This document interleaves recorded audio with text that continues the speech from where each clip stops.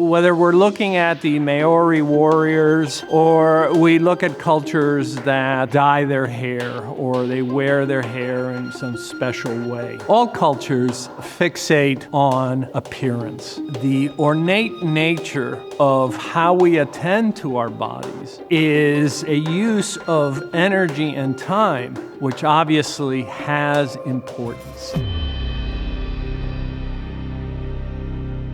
The question that I'm often asked is, well, what should I wear? You, Mr. Navarro, you're always wearing a suit. I'm comfortable wearing a suit, but in many places now, rarely is that the case. You can now go into a town in the United States and possibly not see one person wearing a suit, but I can tell you that from every study that's ever been done, we prefer people that are well-groomed and well-dressed.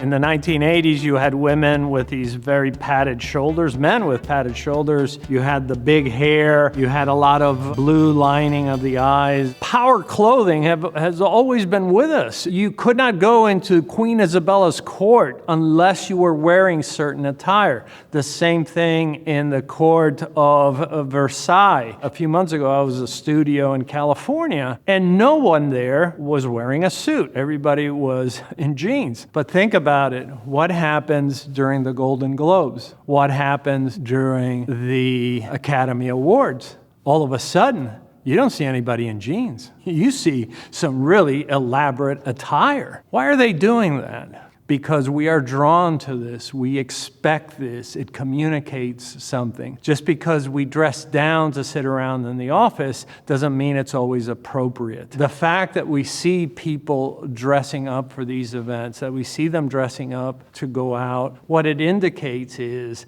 that this is part of our heritage and it has meaning and significance. Back in the time of Pericles, what did the winners of the Olympics wear? They wore a wreath around their head.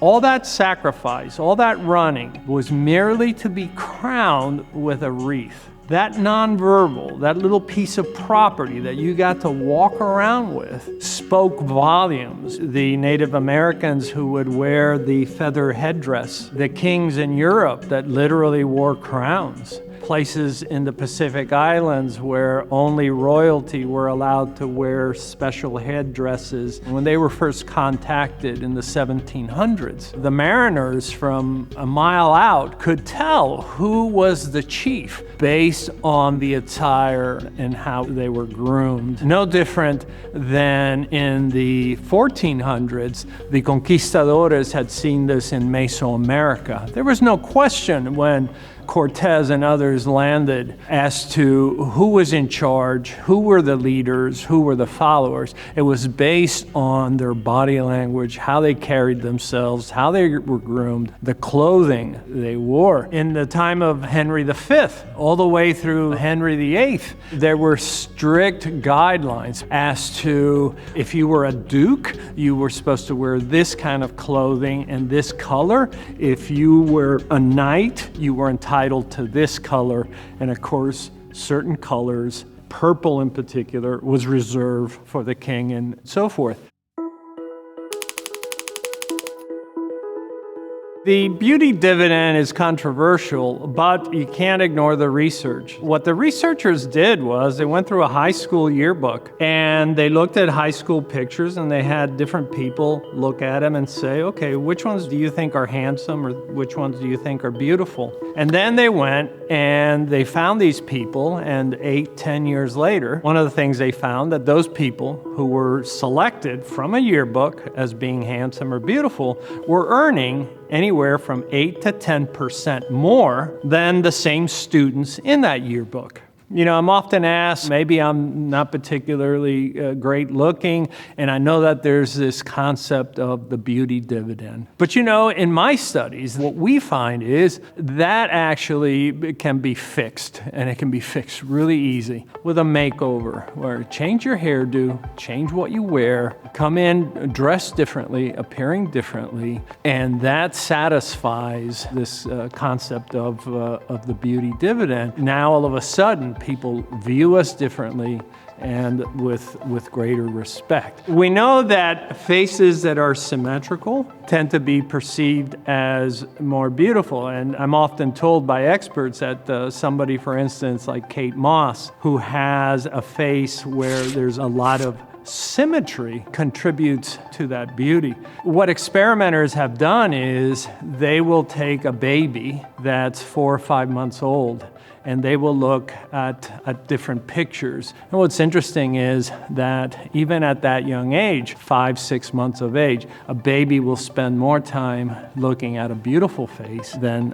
perhaps one that isn't. There is a beauty dividend, in the same way that there's also a height dividend. Malcolm Gladwell tells us in his books that about 3% of the American population, males, are above 6'2", but they account for about 38% of senior executives on Wall Street. It's not that taller people are smarter. What happens is we perceive these people differently. For instance, in presidential debates, the reason why they're spaced at 9 feet apart, usually, it's because anything closer than that, then you can see the height difference between candidates. What if I'm a short person? I know giants in industry that are not very tall, but they compensate that by the exquisite abilities and skill sets that they bring. All these things can be overcome. When I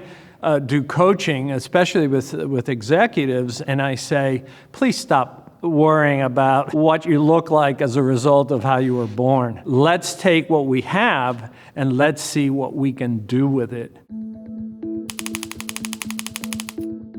One of the things that we often see with attire is, obviously, we want to shape perceptions, but many times we see what's called perception management. And you certainly see this during trials. One of the most recent ones was the case of Elizabeth Holmes. Any comments, Elizabeth? Any comments, Elizabeth? Any comments?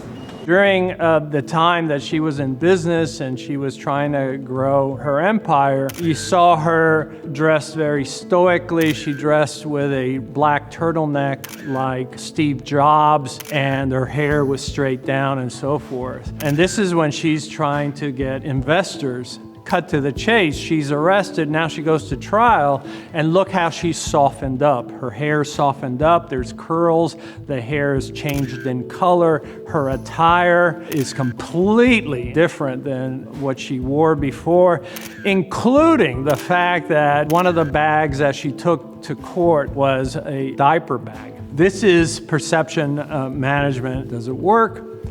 Maybe sometimes it does. Most of the time, I think people see through that. But the fact that we use these things is for a reason, and that is that it does affect perceptions. And with a trial, maybe that perception is useful with just one person, and that holdout could make the difference in your case.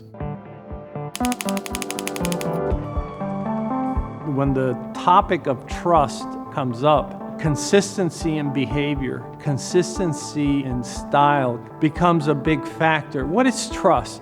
Trust is our ability to relax because we know they will not let us down, because consistently they behave in certain ways. And so we don't worry that they're going to show up on time. They always do. We don't worry that they're going to show up with clean clothes. They do. That's consistency. Consistency contributes to what we consider trust. There are many cultures in which we have coming-of-age rituals, and you certainly see this in Latin America and in Europe, where you would have these debutante balls where the young women, usually 13 to 15, would be introduced to society, and from that moment on, they're no longer children. They are eligible for courtship. In Latin America and in many parts of the world, you have the quinceañeras, where at the age of 15, they too are introduced to the world. This flamboyant productions of the colorful attire. It is the annunciation of the family formally saying, please welcome our daughter into society, and that from this point forward, society is to treat her and respect her differently.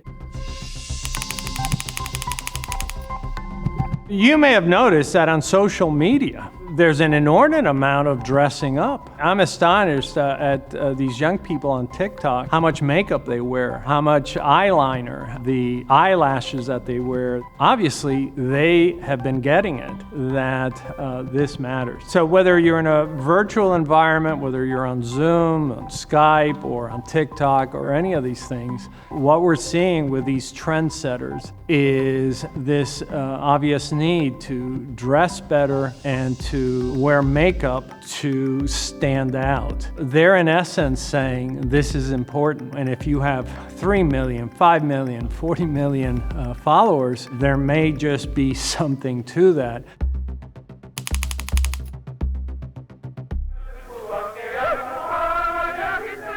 Some things will never change, that we will use clothing, attire, and our presence to communicate who we are, what we believe in, and to speak about ourselves.